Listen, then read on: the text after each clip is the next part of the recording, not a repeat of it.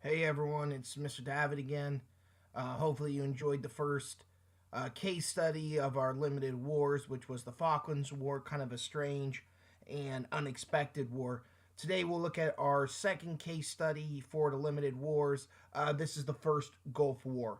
And our region here is Africa slash the Middle East. And again, these are regions as defined by IB, so we'll use those to push ourselves through. So again, another example of a limited war, but you'll see here obviously very different than the Falklands. And then after this is completed, you'll now have the knowledge from the two wars to be able to answer the writing prompt, which is just an essay based on these two wars, using evidence from these two wars to bring it together. So I look forward to reading your responses there. But before you can do any of that, obviously, I need to tell you about this first Gulf War. So, anyways, we'll do the same thing that we did last time, which is to provide some general background on kind of this war, and then we'll move into the causes, the fighting, and kind of the general effects. So, first off, this war takes place between 1990 and 1991. So, again, another relatively short war.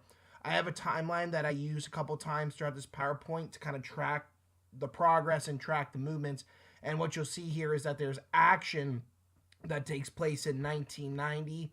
It's kind of the immediate cause to the war. And then there's a few months of kind of figuring out what to do. And then January and February of 1991 is where we actually see the fighting taking place. So, again, relatively short.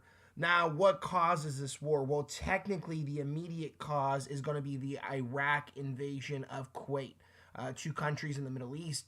And I'll show you some maps so you can kind of pinpoint them. They share a border together. However, there's some longer term causes that are occurring before this that we'll also be paying attention to. But technically, the major catalyst that brings war into the equation is going to be when Iraq makes the decision to invade Kuwait in August of 1990.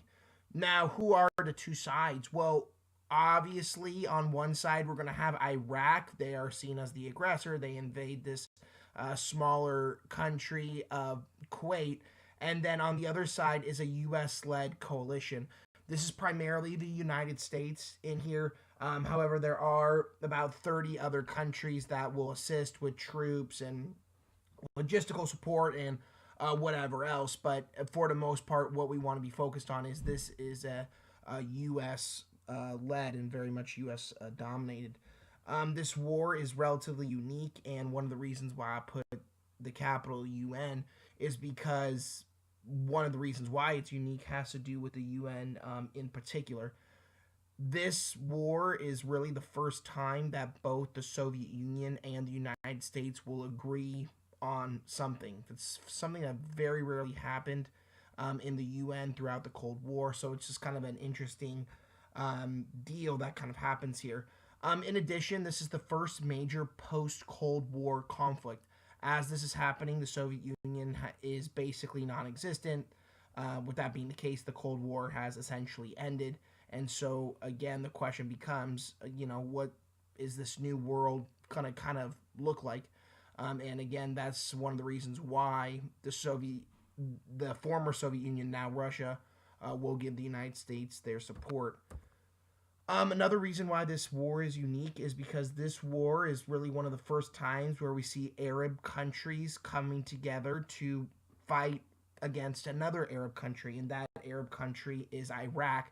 And that's something very rare. Usually, we see Arab countries in the Middle East kind of sticking together, not going against one another. However, what we'll see is that many Arab countries in the region felt relatively betrayed by Iraq's actions to invade Kuwait, and so this is going to help fuel them into dedicating troops and other things to give to the United States in this conflict.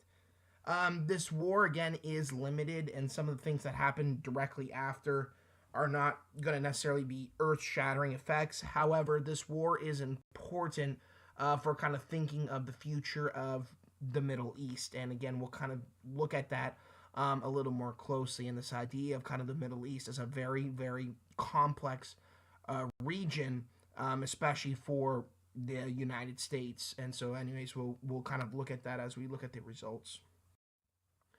Now, the major long-term cause of this first Gulf War actually dates back to a war previously between Iraq and Iran. And so, anyways, here is our map of the Middle East. And so you can kind of see what's going on here. There's Iraq right in the middle in the yellow. You see Kuwait right to the south, and then Iran directly east. So, anyways, in the 1980s, the situation in the Middle East had relatively changed. Now, why had things changed? Well, the biggest change that had occurred is that in 1979, we had the Iranian Revolution.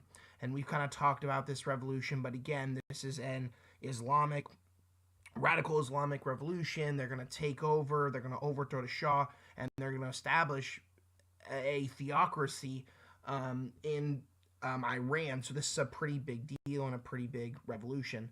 Now, one of the other reasons why this revolution is significant is because this revolution sees Shiite Muslims in control. And if you remember, there are two major types of Muslims. There's Shiites and there's Sunnis.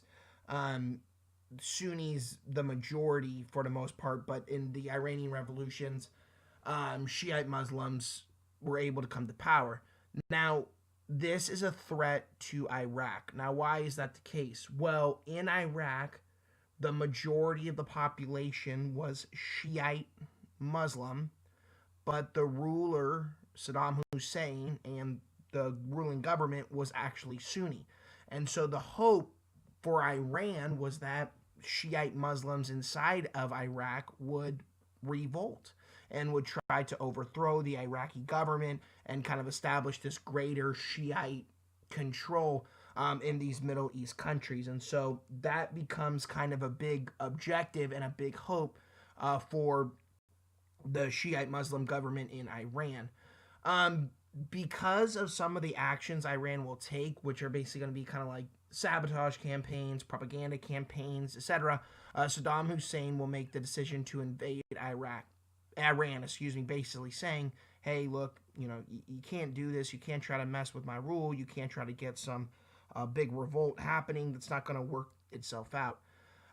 So that takes place in 1980, so pretty quickly after the Iranian Revolution, and will actually go on for 8 years. And you can kind of see from the map here, limited advancement really by the both sides. And so we don't really see Iraq, really pushing super big into Iran. And the same thing with Iran, things kind of stay relatively the same. However, this is a pretty brutal war. Now, after 8 years, what's going to happen here is Saddam will stop fighting, and they're gonna set things away, and Iraq will declare themselves the victorious group. Well, again, whether or not that's actually true is kind of to be debated. However, that doesn't really matter for our purposes. The bigger thing that we want to think about is that this war, which has gone on for 8 years, is going to really cripple the Iraqi economy. And so they're going to have all this physical damage. Again, wars cost a lot of money. And in order to pay for the war, the other thing is that they took out a lot of loans from other countries. And so the hope here was to be able to kind of recover and repay these debts kind of quickly so things could move on. The other thing is that this additional economic costs for Iraq is not good for Saddam Hussein and the Iraqi government. There's many reasons for that, but the biggest thing is that life in Iraq was pretty bad. Poor, not good life, etc. And so, really, for legitimacy to Saddam Hussein, he needed to institute some types of reforms to get things kind of together. And the fact that now he has this huge war bill is going to mean that basically not going to be able to get those reforms that you had kind of hoped for. So again, something we want to be kind of focusing on and realizing that this war and the massive debt it puts Iraq in is going to be a major catalyst for their next action, which is going to help cause the first Gulf War. All right, the next thing I want to talk about a little bit is just where does Iraq sit? Again, even though the first Gulf War takes place immediately after the Cold War, there's obviously a lot of stuff going on in the Middle East during the 1980s, during the Cold War. So we want to kind of think about what's Iraq's position. First off, this is Saddam Hussein. You might see pictures of him towards the later part of his life when he was finally captured and killed, but this is an earlier picture. Now, Saddam Hussein's regime was very violent and very repressive, which again, now we've become kind of more familiar with these kind of violent and repressive regimes, you know, killing people that were dissenters, other stuff like that. However, the United States did provide some mild support to Saddam. Why would they do this? Well, we know that the United States, in all actuality, doesn't necessarily care too often in the Cold War if they're supporting someone that's a military dictator or something like that. But the bigger reason is because the United States saw Iraq and saw Saddam as being somewhat of a counterbalance to the very radical, very anti-US, anti-West Iran that had just emerged after the Iranian Revolution. So trying to kind of have that counterbalance with Iraq was an important thing for the United States. So the major thing that's going to happen here is that there's going to be big trading taking place between Iraq and the United States, as well as other Western countries. And Iraq, by the way, big center of oil, so a lot of it's that, but there's other things going on.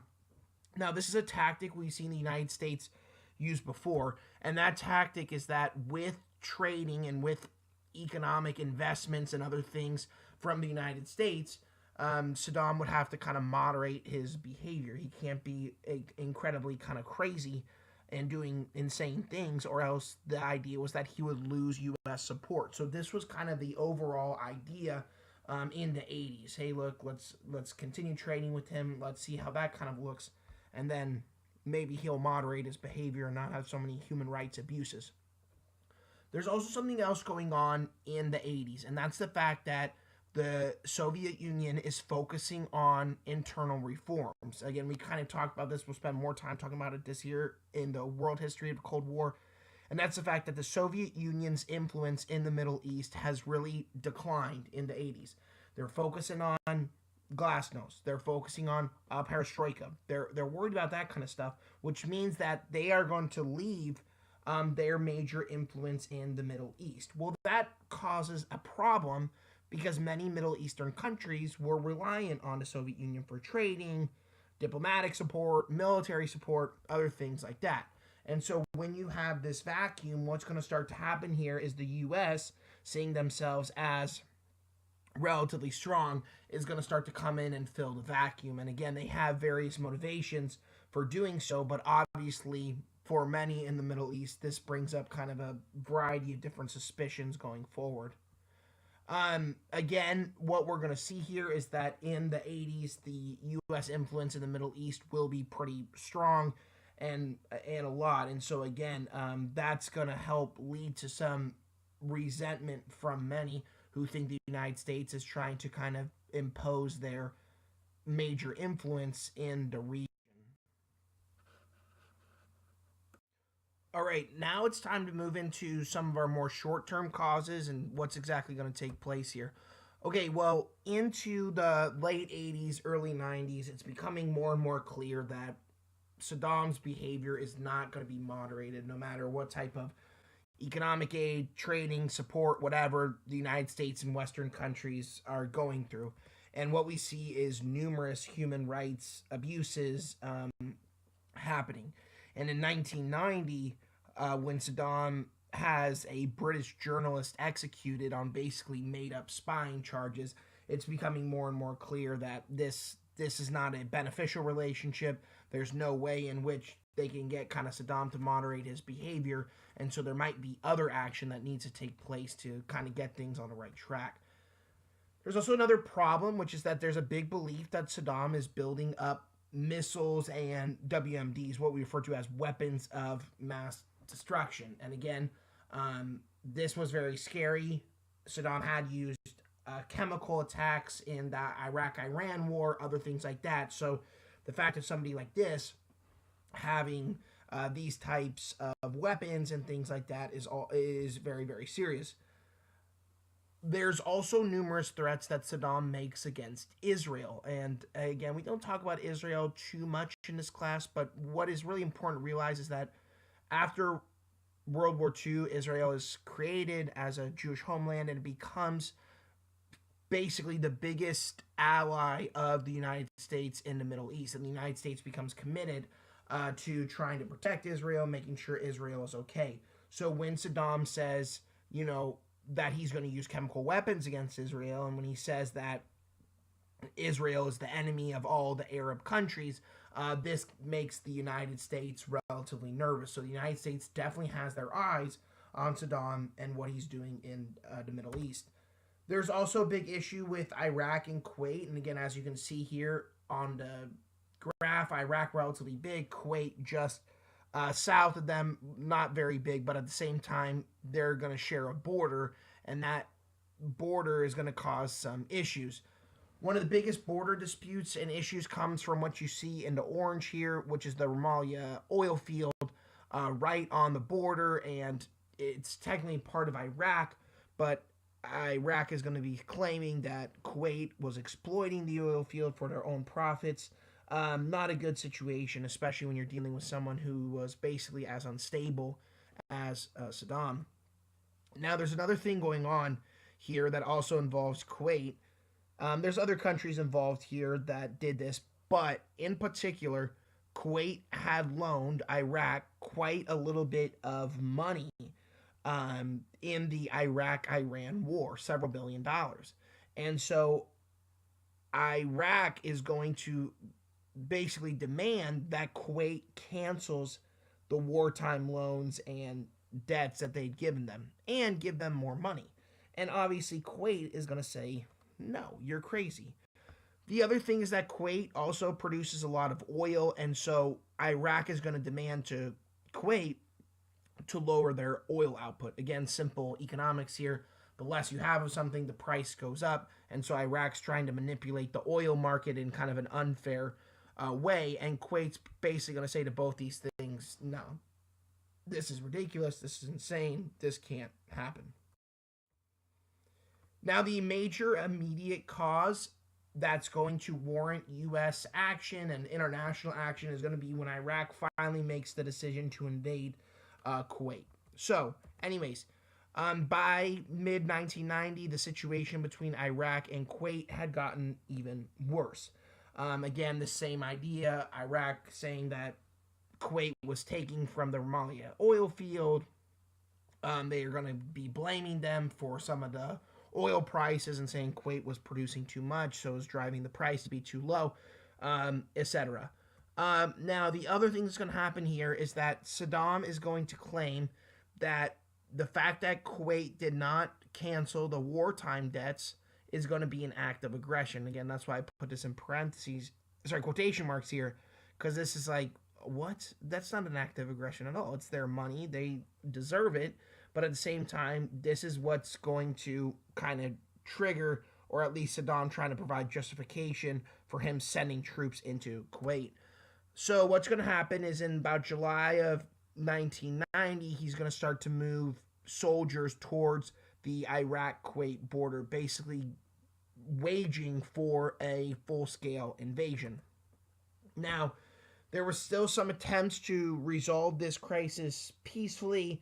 You're going to have some other powers, trying to get in here, in particular OPEC, which is in charge of oil production of all the oil exporting countries, trying to kind of deal with the prices of oil to make Iraq happy. You also have Iraq and Kuwait meeting up, trying to figure out a solution to this. But at the end of the day, none of this will make any difference. The other thing is that, again, we see this a lot with limited wars. We see it with a lot of wars, period. But sometimes miscommunication is a major factor that leads to big mistakes. And so Saddam is going to meet with a U.S. ambassador. And basically what's going to happen is Iraq, and Saddam in particular, will incorrectly think that if they invade Kuwait, the United States was not going to take action. And so this is one of the things that's going to say to Saddam, hey, look, we're good to go here. Let's take care of business. And so in August of 1990, he's going to send in a massive amount of soldiers, tanks, etc., to overtake Kuwait. And again, this is a very aggressive action that's going to come in here. And basically, what's going to happen is within a few weeks, Iraq is able to take over Kuwait. The royal family in rule of Kuwait will have to flee the country for their safety, and Iraq will claim Kuwait as their own. And so now you have a serious problem as you have a country invading another. And again, you can see this situation here. Again, this is only within a couple weeks. The Kuwait military is no match for the Iraqi military. Okay, so at this point, we have one country attacking another. So the question becomes, what is the international reaction? Well, the United States is going to be relatively upset about this. Again, this is an act of aggression by all case of this. This is a UN violation. Both these countries are UN countries. This is one UN country attacking another. That's not to be tolerated. And again, we'll talk more about the UN this year, but the UN is not like the League of Nations, stop, don't do that. No, it's much more beefed up, it's much more serious, and again, they just don't accept these type of situations going through. The other thing is that by taking over Kuwait, Iraq has now taken over a lot more oil production, and so what this means is that they can really manipulate oil production in a very unequal way to really only benefit them. And what that would mean would be most likely that Saddam would want to limit the production of oil in order to try drive the prices up, which is not what's supposed to be going on here. What we also have is some kind of miscommunication also as it pertains to the Arab states. Saddam thinks that the other Arab states of the Middle East are basically going to say, hey, whatever, you're Iraq, etc. Instead, though, many Arab states feel relatively betrayed that Iraq had invaded another Arab state. And so with that being the case, this is what's going to lead many of them to come into coalition with the West, and in particular the United States. And so that's just something that we want to be looking at.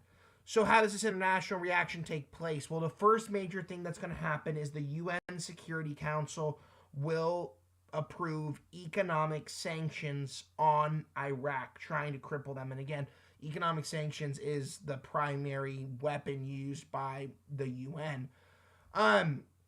This is also a weird situation, and this is something I brought up kind of in the overview. These sanctions, the major sponsor of them is going to be the United States, and the Soviet Union will give their support, which again was something that just never really happened in the UN Security Council throughout the Cold War. So what we're going to have is U.S. troops beginning to arrive in Saudi Arabia into an operation known as Operation Desert Shield. And at first it becomes training, and things like that, and then this will actually move into a full-scale offensive to push the Iraqis out of Kuwait. Now, it's just worth us warranting, and we like to do this when we talk about wars, especially limited wars, why no peace was able to come to play here. And so, again, there's a few reasons for this. First off, it's not to say that there aren't attempts at peace. There is some negotiations that are brought up, some concessions, etc.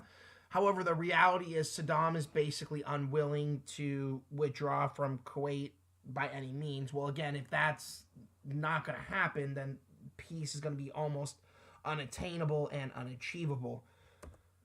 There was also an idea, especially within the United States, which was kind of just let the sanctions run their course. They'll hurt Iraq hard enough, but sanctions don't usually happen and have a big effect overnight. It takes some time. However, there is impatience within the United States over sanctions, and the biggest person behind that impatience is going to be the president of the time of the United States, George H.W. Bush, who you see here in this photo. who's going to say, look, just because we have these sanctions doesn't mean peace is going to happen. We're dealing with a very, brutal guy, a very kind of crazy guy who seems willing to do whatever. So we need military action. That's really the only way we're going to be able to solve this. Now, it is still important to realize, though, that even though that is the case and there will be military action that takes place, those UN sanctions will be in effect throughout kind of the entirety of this conflict, and they are going to be very hurtful to Iraq, who's going to basically be unable to get the supplies and other things necessary in order to fight kind of a bigger war. Now, again, another thing, and again, we kind of already talked about this, is that Saddam really miscalculated U.S. actions. If we really think about this, actually, this is the first major war that the United States is going to be in since Vietnam. And Saddam kind of thought, hey, the United States is not going to risk a war to come over here and deal with this. Wrong. Vietnam is now gone. There's other things that have happened that have led to kind of U.S. confidence and realizing, hey, look, we can still come in here, settle conflicts internationally, and it doesn't have to be such an issue like, something like Vietnam. There's an in-between there that we can reach. Okay, so let's look at the outbreak of war. So again, it's August of 1990. We have the Iraqi invasion of Kuwait. Now it's time to get into the wartime. So the UN will approve a resolution to basically push any and all measures to get Iraq out of Kuwait and restore the former Kuwait rulers, and this passes relatively easily. Desert Shield now will become Desert Storm. And again, the biggest thing that you want to take out of this is that there's a clear goal. It's basically one kind of major goal. Push Iraq out of Kuwait, restore the borders of the two countries, restore the ruling family back to Kuwait. That's what it is. But again, the idea is if you're able to get Iraq out of there, that's how that's going to take place. So officially what we see here is that this military operation will begin to take place on January 16th, 1991. So again, you can see about a 5-month lapse between when Saddam invades Kuwait and when actual U.S. military action will be coming into play here. Now, there's going to be two major parts to this war and how to get rid of Iraq from Kuwait. The first, which is going to be very dominant for the United States, are bombing attacks. And the idea here is you bomb military targets in Iraq, you bomb Baghdad, and other things like that in order to kind of show Iraq that you mean business. The other component of this Operation Desert Storm is a ground campaign. And the idea here is that this is when you're going to officially push the army in, or your ground troops, and you're going to push back the Iraqis. So we'll take a look at both those as we go through. But what we'll see here is it's relatively quick how fast this stuff happens. Now, I'll go through kind of the way the fighting is fought, especially in our major theaters of the air and land. However, what you always want to be looking at here is that one of the reasons why victory will be so swift is that the American forces have far superior weaponry, far superior equipment, etc. In comparison to Iraq. There's just no kind of comparison, and so this is what's going to make the United States very dominant as they fight this war. Again, a lot of these are very new technologies. Night vision, we're going to see other types of systems that are going to come in here and be very, very effective in bringing this in. And again, you have to remember the timing of this war. This is right after the Cold War.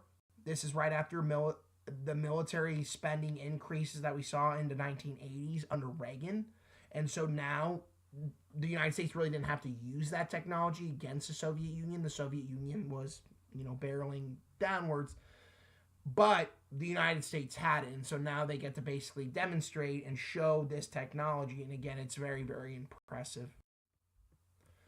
Anyways, this is just a timeline so you can kind of use as reference so you can see this. But again, you can see that this is going to move relatively quickly.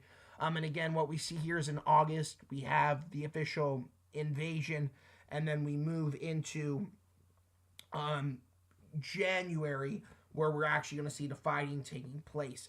And you'll see here that on January 16th, on the bottom timeline, that's when we have the air campaign. And then a little over a month later is when we'll actually have the ground troops coming in. And, well, spoiler, but you can see only 4 days later, after the land campaign or war on the land begins, Iraq agrees to ceasefire, and it's over. So pretty interesting. So we'll kind of look at why this happens so quickly. Why does this occur in such a way that benefits the United States? Okay, so our first major place of fighting is going to be up in the air, and this is again the first major component, which is war in the air. So how does this work? Well, first off, the United States are going to be using very sophisticated B-52 bombers. First night of war, by the way, these bombers take off from Louisiana, hit their targets in Iraq, and then come back home. So pretty impressive. Longest bombing run in history. Now, what makes this so critical? Well, what we have here is very good technology that improves accuracy. And so what happens is you're much more likely to hit your targets, which is exactly what's going to happen. 89% of the missiles dropped by these bombers are going to hit their targets, which is incredibly impressive. That's a very high accuracy number, which means that you're able to really maximize what you're able to do on these attacks. This air power is incredibly effective. Again, one of the biggest reasons why has to do with this accuracy. You also have other technologies that are coming in here that are all going to lead to the destruction of Iraqi military targets. And so, again, you're really able to establish this. And really, this is established basically on the first night of the campaign, but will continue on as this is really kind of effective and is able to destroy the targets that were intended.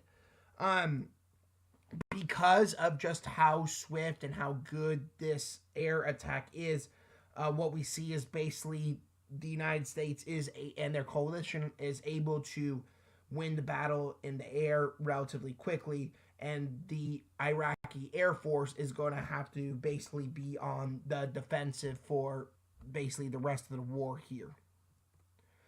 And again, as fighting kind of continues, what we see is more targets are able to be destroyed, and you're hitting the targets that are necessary. So again, they're not really targeting, cities or anything. They're targeting strategic centers. They're targeting command structures. They're targeting other Iraqi military targets, which means that Iraq is going to have a lot of trouble being able to fight this war altogether. Because of this bombing campaign, what we see is the destruction of Iraq infrastructure.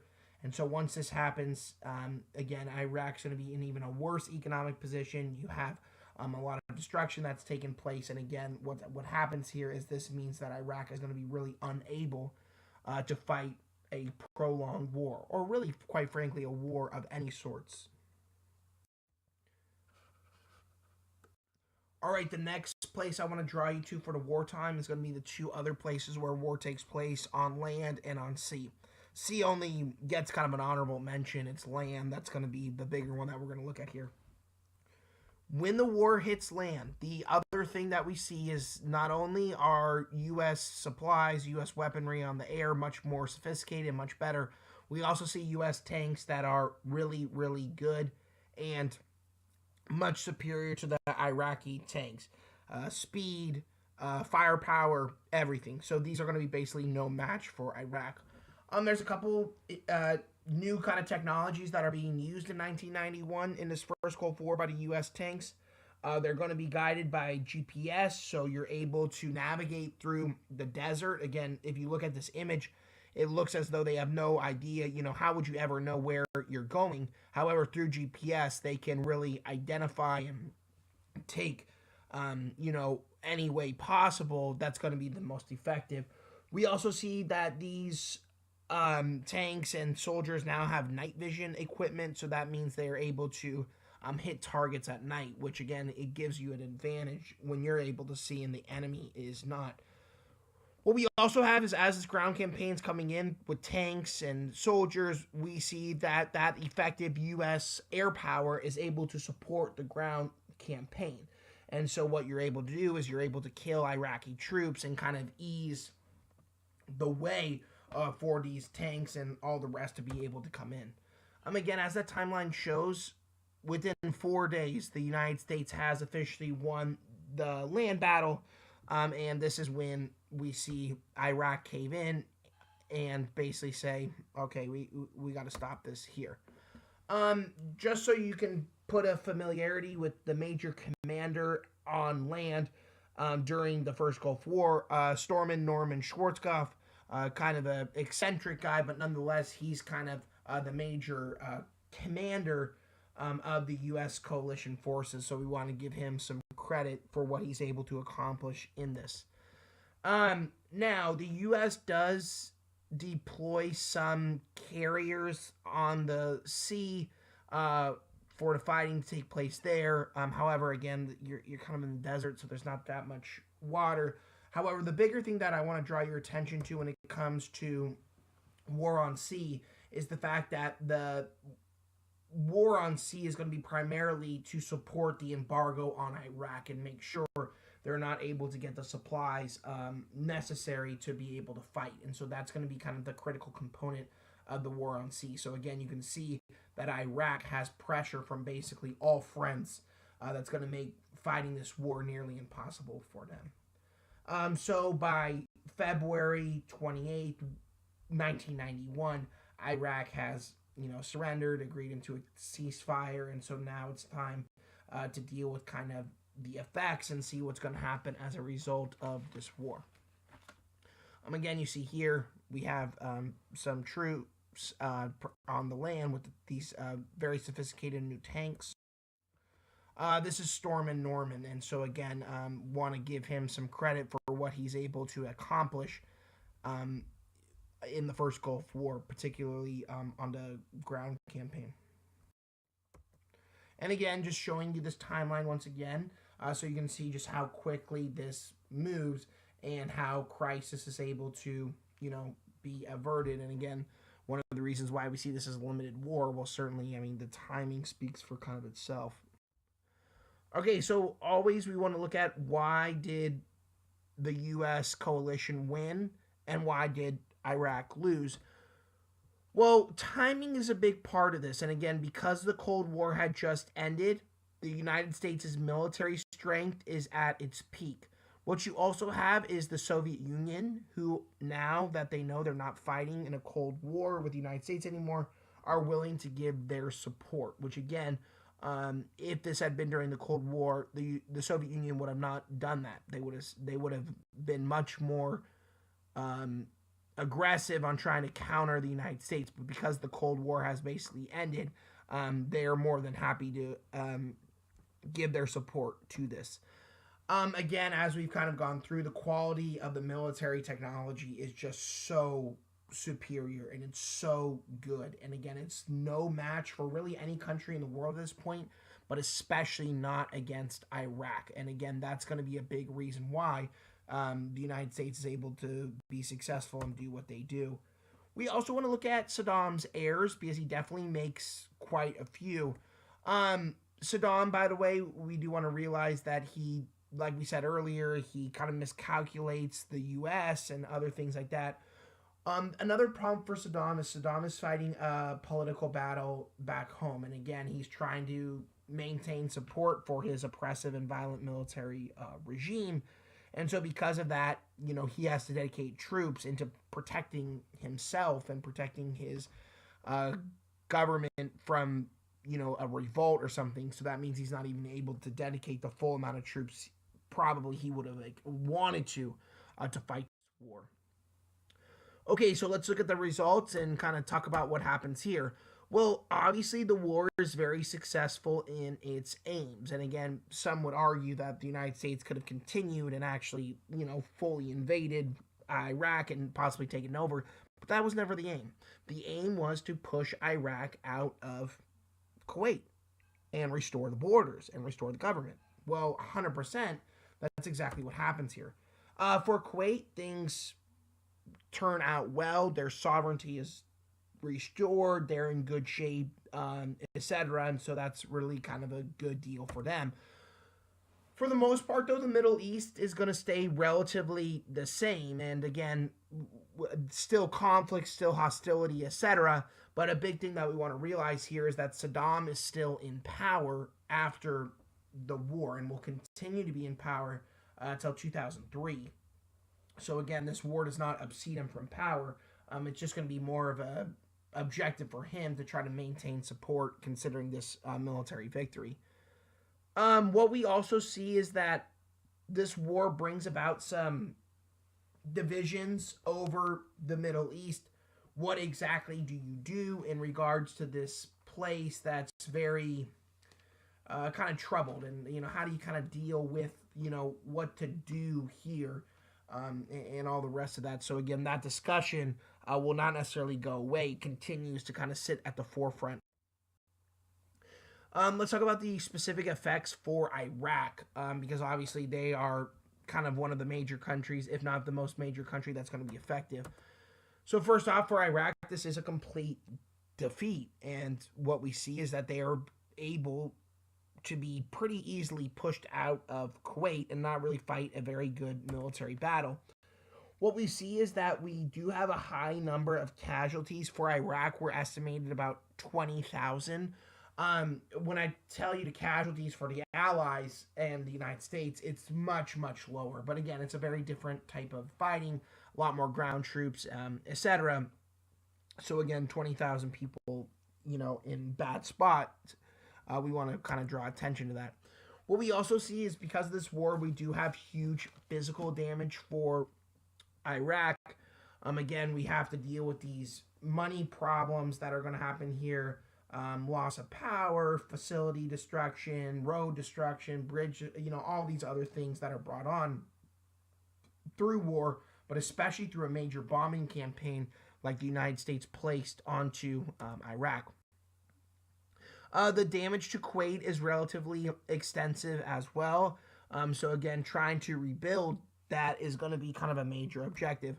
We also have to realize there are environmental costs that come at this. This primarily has to do with oil spillages that are going to really hurt a lot of, marine animals, sea animals, stuff like that. That we want to kind of be paying attention to and kind of looking at. So again, there is an environmental cost to this as well. However, for Iraq, it is important to realize that the reality is it's not like this loss brings about all these rebellions to try to upseed Saddam or anything like that. And instead, what we see is that Saddam will stay in power. He will be in power till 2003. That being said, life in Iraq remains tough for most of our people there. Poor conditions, poverty, all the rest of those type of things. And so again, this war doesn't necessarily solve that at all. The other thing is that this war brings about Iraq under very close scrutiny by the United States and by the United Nations. And so they're going to be watching very carefully to make sure Saddam isn't doing anything foolish. The major fear is Saddam building up weapons of mass destruction. So there's a UN resolution that's passed that basically forces Saddam to open up his country to inspections and other things like that. Okay, so let's talk about the results for the United States, for the UN, and then for the Middle East, just kind of generally. So first off, for the U.S. and this U.S. coalition, this is a complete victory. And again, they were successful in their aims, showed their military strength, military might, really, really impressive. Very, very minimal casualties. For the United States, about 150. And then other coalition countries, in the 20s, 30s, stuff like that. So again, not nearly anything compared to what Iraq experiences in the same conflict. For the UN, one of the big things that's going to happen here is kind of what I mentioned earlier. They're going to pass UN Resolution 687. And so what this does is it opens Saddam up with all its kind of weapons programs and making sure that the UN knows at all time what Saddam is doing and making sure he's playing by the rules. He's not doing anything that would be seen as, aggressive or building up weapons of mass destruction, etc. Well, unfortunately, the United States thinks Iraq is hiding stuff and thinks this regime has gone on far enough, and so this is what's going to help lead in 2003 to when the United States decides to invade Iraq. A lot again, kind of stemming from this certainly the idea here that Saddam was not playing by the rules. He was building up weapons of mass destruction or plans to, and in order to deal with that, he had to be upseated. But again, it won't be until this moment that Saddam is actually taken out of power. And the Iraq War that starts in 2003 is not going to be like this first Gulf War. Quick victory, U.S. in and out, able to restore legitimacy. This Iraq War in 2003 is going to be a lot more complicated and a lot more challenging, and really a challenging and tough war. This war is also a show of the fact that the United States is now the one power of the world, and there's not going to be two superpowers. No, it's the United States, and they've shown themselves to be the dominant power at this point, which means that, well, it means many things, but one of the big things is that the United States now has to play a dominant role in the world, and they are going to be the ones to try to mediate in conflicts, try to settle conflicts, and again, in a situation like this, where we have a country going on the aggressive, what we see here is that this is the United States' basically responsibility now to come in and deal with this. Now, for the Middle East in general, again, they do join in the coalition, many of these countries, to fight off the aggressive Iraq. However, after the war, there's a lot of hostility towards the United States, and the Middle East is concerned that the United States is just trying to support their own position, trying to really influence what goes on in the Middle East, and basically be involved in an area where they have kind of no business doing anything like that. As far as the Middle East after this point, it's not like U.S. influence leads to fledgling and democracies in the Middle East. Instead, we see very minimal democratic improvements happening, which was kind of a tough time for the United States, who had really hoped that this would happen. However, we do want to realize that this war does kind of show us the complexities of the Middle East, and after the Cold War, and especially after 9/11 for the United States, their focus turns to the Middle East. But again, as far as this war is concerned, we can see relatively limited, relatively quick. United States able to come in, take care of business, push the aggressive Iraqis out. Okay, thank you so much. I hope you enjoy learning about this first Gulf War. And now you're ready to answer one of the writing prompts that is associated with this module. Have a great one, and after you do that, you can move on into learning about the Chinese Civil War.